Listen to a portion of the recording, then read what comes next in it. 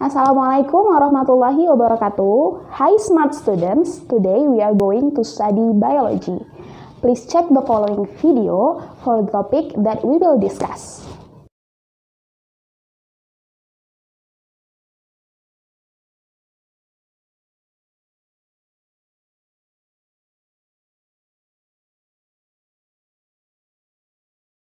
Pernahkah kamu melihat kaki dan tanganmu terluka? Tidak tahu kapan dan di mana? Setelah kamu tutup dengan plester, beberapa hari kemudian lukanya hilang.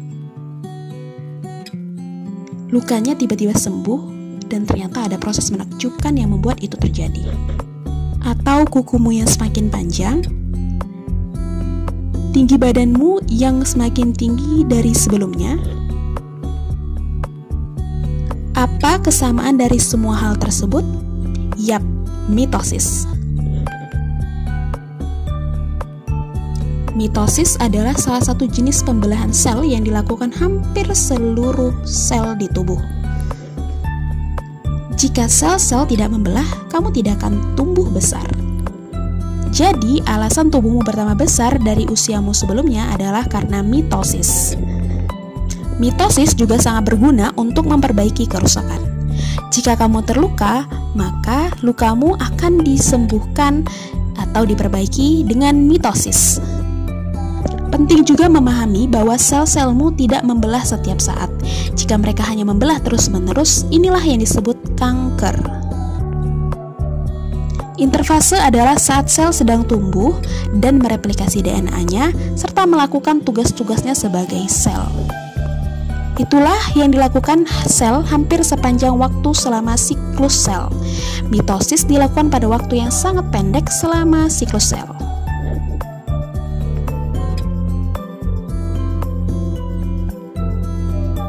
Sebelum kita membicarakan tahapan pembelahan mitosis, perlu diingat sel memiliki sesuatu di dalamnya, sebuah organel bernama nukleus, dan nukleus itulah yang terkandung DNA-mu. DNA sangat penting karena memiliki informasi genetikamu. Saat kamu akan membuat sel barumu harus memiliki DNA yang sama dengan sel yang lama.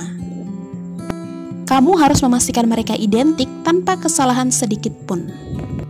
Masalahnya, kamu punya banyak sekali DNA. Kita harus memastikan ia ada di sel baru pada saat mitosis terjadi. Jadi, harus ada cara yang lebih baik untuk mengurus DNA itu. Nah, yang terjadi sebetulnya adalah DNA dapat memadat menjadi unit yang disebut kromosom. Kromosom tersusun atas DNA dan protein.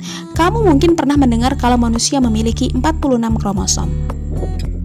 Artinya ada 46 kromosom yang ditemukan di hampir semua nuklei pada sel tubuh manusia. Apa itu nuklei? Nuklei itu bentuk jamak dari nukleus.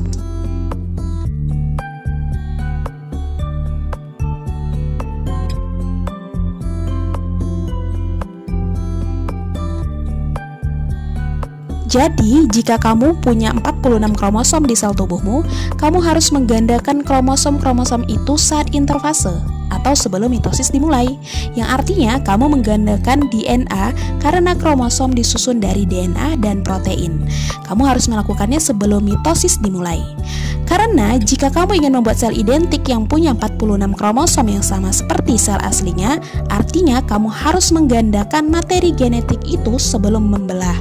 Nah, pada interfase itu adalah fase yang dilakukan hampir sepanjang waktu oleh sebuah sel.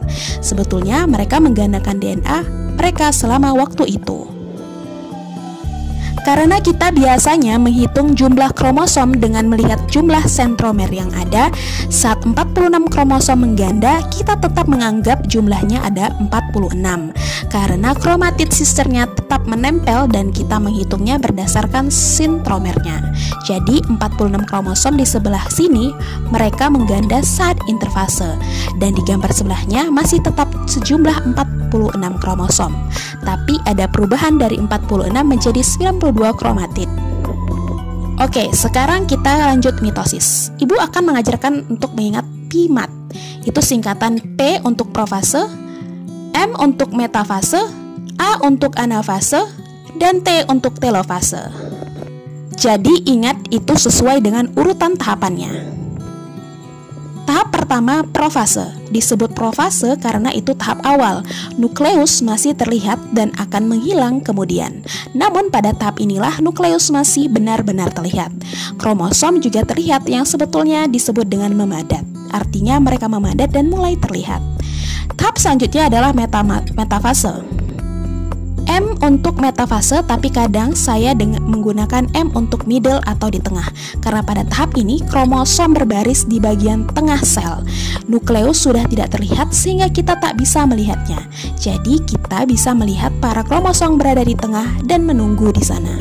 Selanjutnya A untuk anafase. Pada anafase sering disebut dengan UW atau pergi. Para kromosom pergi berpindah ke sisi yang berlawanan pada sel menuju kutub-kutub sel. Penting untuk diingat, kromosom ini tidak berpindah dengan sendirinya.